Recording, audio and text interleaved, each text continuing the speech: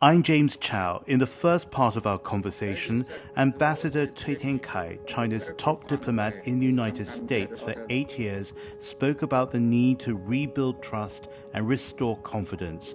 Now he talks to me about the importance of keeping promises.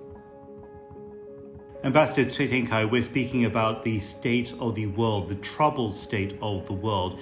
And at this point, the United States and China are not communicating on some of the big challenges shaping our planet, including climate change. What then is the future we can look forward to? I think it's fair to say that China and the United States are trying to have communication with each other. We have had a number of phone calls or video conversation between the leaders, and people responsible for foreign policies are meeting with each other in private or in public, and I would expect more meetings in the coming month. But the problem is that sometimes promises are made at such meetings, but they are not honored, they are not implemented, especially on some of the key issues in the relationship. That undermines the mutual confidence. That does not give people confidence to believe that the agreement reached at very senior level will be implemented. I think people listening to us now will be wondering, what is one such example that you think demonstrates the lack of implementation or the lack of delivery on a promise made?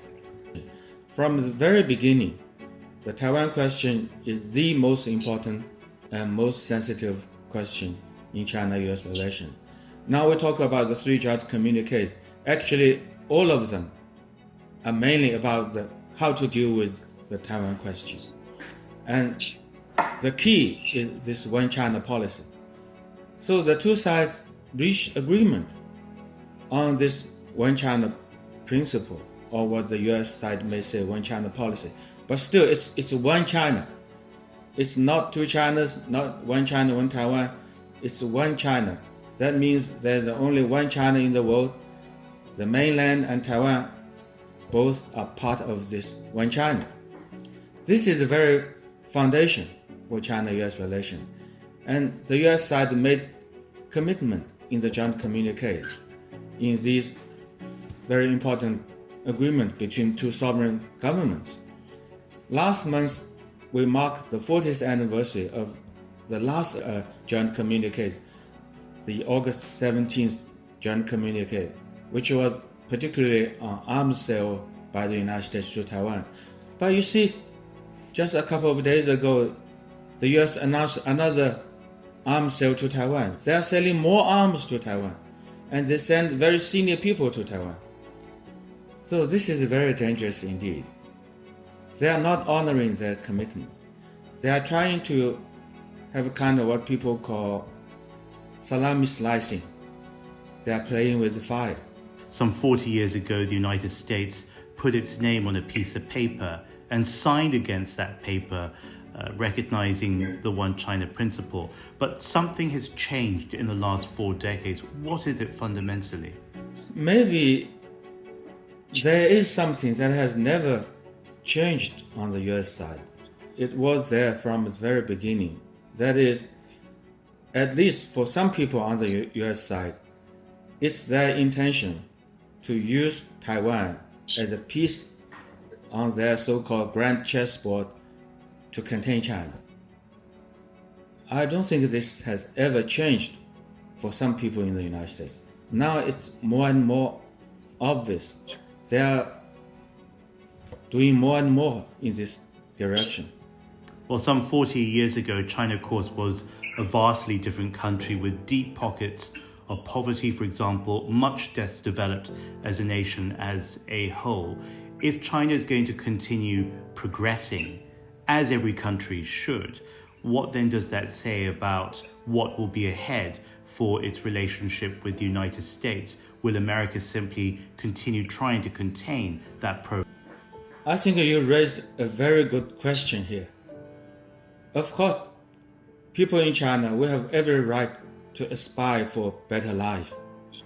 That's the legitimate right for all countries, all peoples in the world.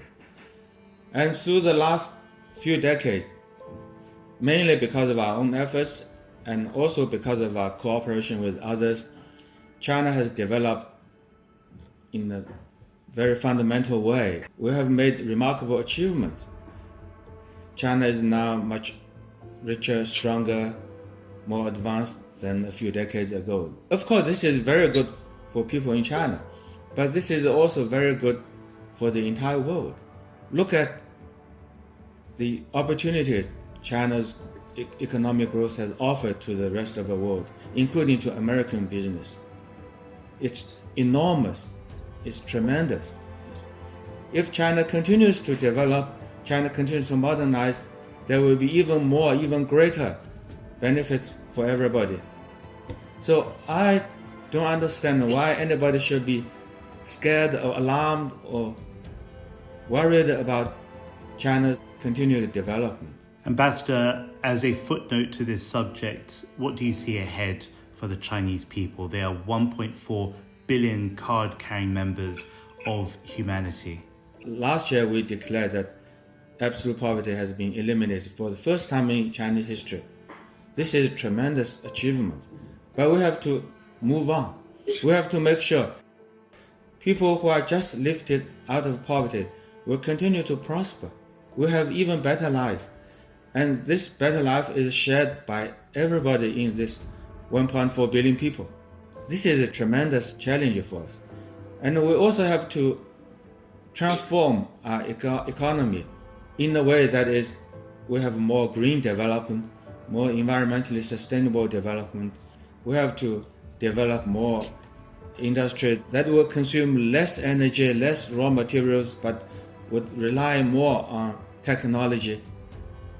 I'm James Chau. Keep watching for more interviews with Ambassador Cui Tiankai here on China-US Focus.